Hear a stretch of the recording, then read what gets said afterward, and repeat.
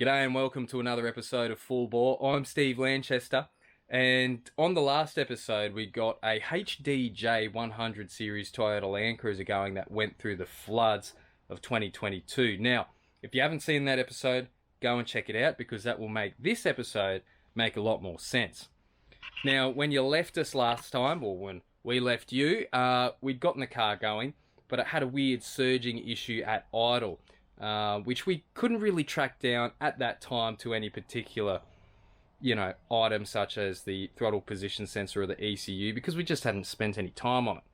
So on this episode, what we're going to do is track that down and see if we can get this cruiser running the way it should. That's the throttle position sensor for the 100 series, and as you can see, there's a high tide mark in there, about there. That's a cap which isn't supposed to be removed, so Dave just lightly gave it a skim with a flappy disc so he could pull that off, and boomskis, look at that. Is that your toothbrush? Yeah, no, I think that's Brendan. Hope not.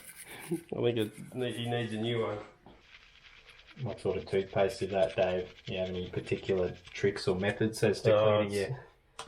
It's got to be Colgate. Colgate cavity protection. If you use anything else, your throttle position sensor will smell funny. Do 9 out of 10 dentists recommend this? Now, the thing about 1HD-FTE Toyota LandCruisers is that they are fly-by-wire, which means that there's no physical connection between the throttle pedal and the fuel pump.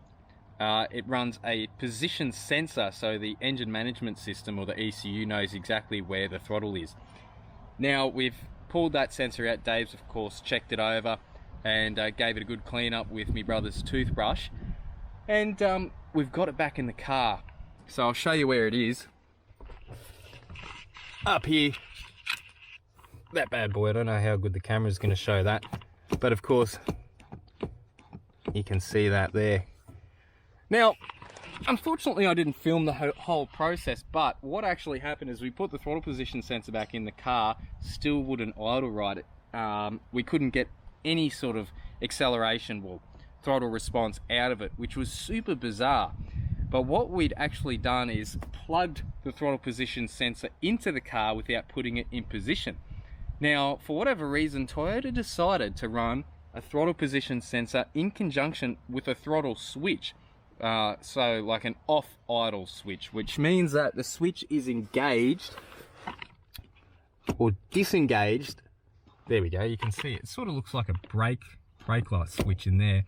So the moment you come off of idle, that switch is actually disengaged. So the ECU, of course, knows when you're off of idle. Now, turns out with these things, if you try and actuate the throttle position sensor without tripping this switch, it doesn't do anything. So it had us a little bit stumped. We were sort of almost going to blame the ECU for that one. So if you're trying to diagnose a 100 series LandCruiser with an FTE in it and it's got no throttle response, then potentially either the throttle position sensor or the throttle switch are failed because they need to be actuated synchronously. So that was an interesting one. But anyway, the thing's running sweet as a nut.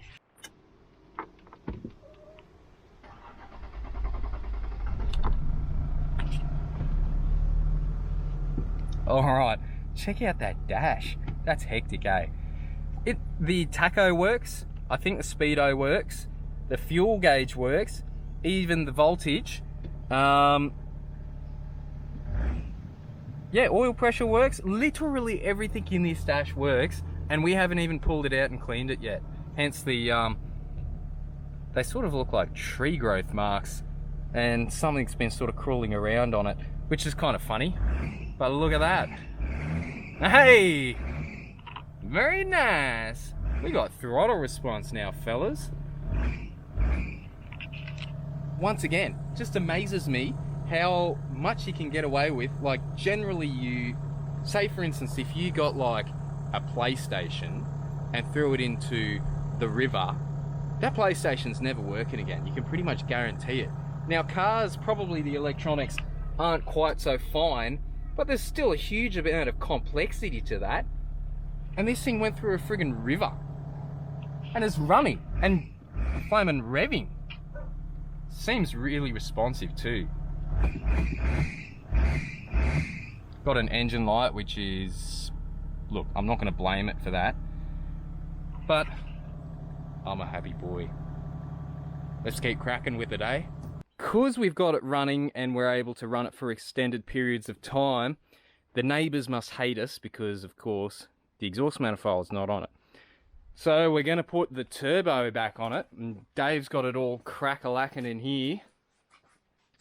Here's the turbski, and we're going to slap that bad boy on to try and quieten it down, and that way we can run it for longer periods of time without getting dobbed into the council, because that's what happens when you live in the suburbs.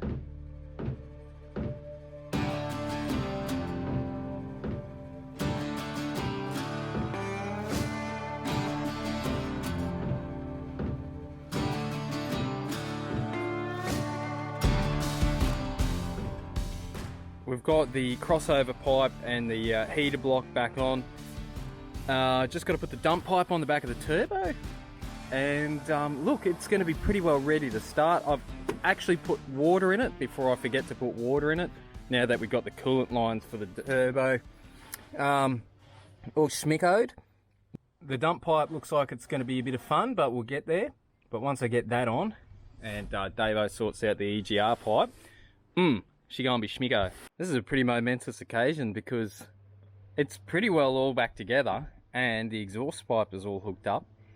So we're gonna get a true gauge as to what this thing actually sounds like. Ready? Wait. Yep. Oh. Oh. Yeah, that all.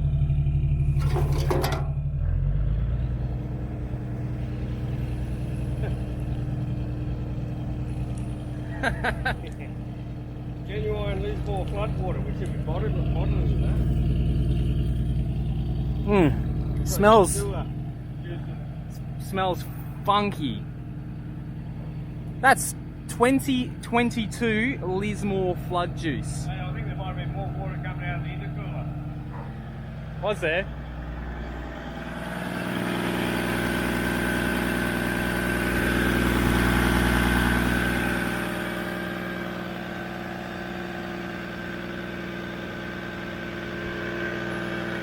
Not the best stuff, that, eh? Yeah. Wonder if the aircon works. The compressor's running. You won't have a fan at the moment though. Ah. But see if the pipes start getting cold.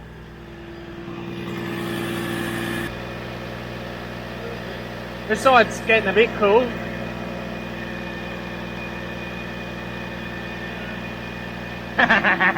Surely not. Bit of an update on this thing before I get cracking on it.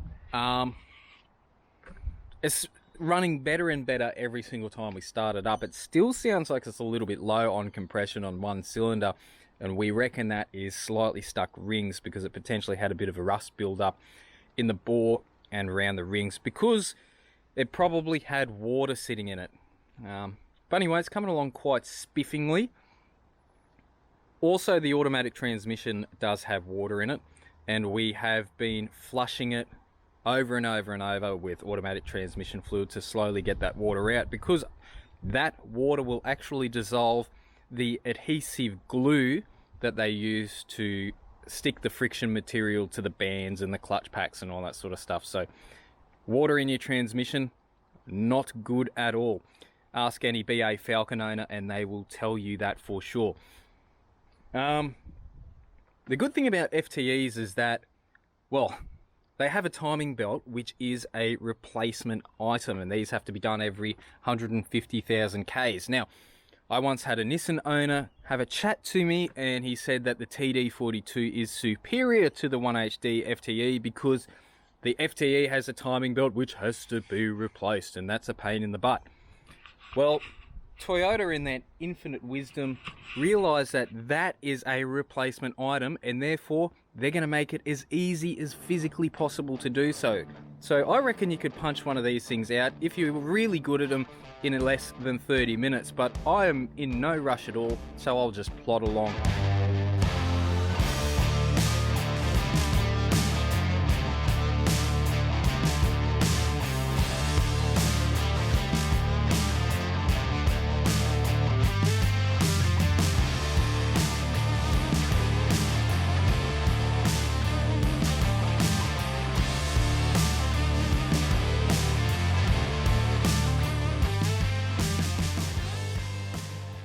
That is pretty bad, holy heck. I've never pulled apart a timing belt with that much schmutz in it, or any water in it for that matter, but it just goes to show that this seal is pretty good for keeping water in and not very good for letting it out, because it's got this little split here, which is of course where the water would have got in during the flood, and it's just been sitting in there ever since. So, well, there you have it, eh? So, look, it is pretty rare to see a 1HD-FTE timing belt kit fail, but with a bearing like that, I think it'd be pretty likely.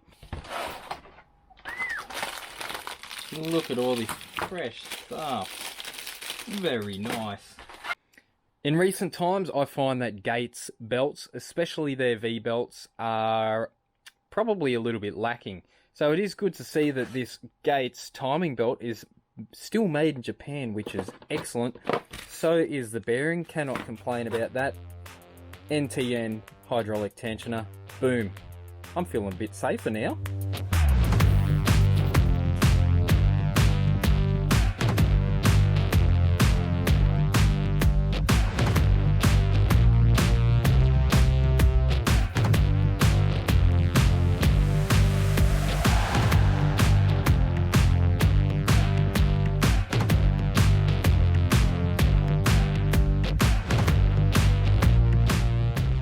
What I find hilarious about this is that there's the high tide mark in the timing cover there.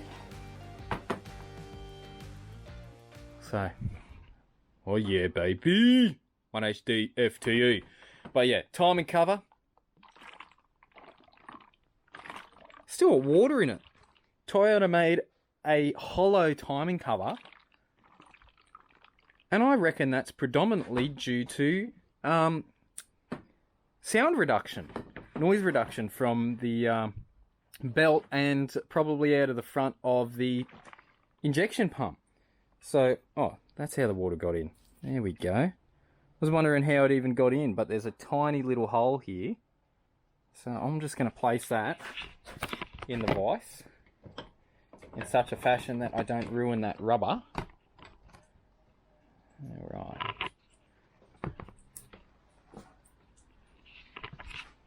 There you go. And that, my friends, is how you do a timing belt on a 1HD-FTE that has gone through the floods. Normally about a 30-minute job, if not a little bit longer, depending on how big and fumbly you are. But this one was a bit of a pain because stuff was seized and I had to clean the heck out of it. But that's funny as. Well, the FTE motor's back together again, and everything went pretty well. Spent a bit of time making sure it was super clean in there, cleaning out all the threaded holes in the block, because everything was super rusty in there. I've never seen one quite so bad. But you know what they say, you do the job properly, you do the job once.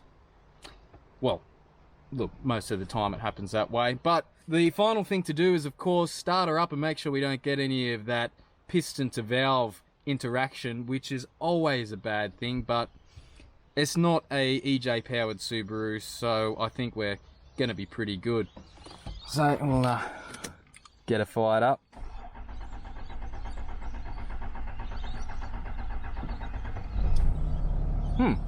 A bit of a hard start condition there, fellas, but it's running and it's not making any horrible noises.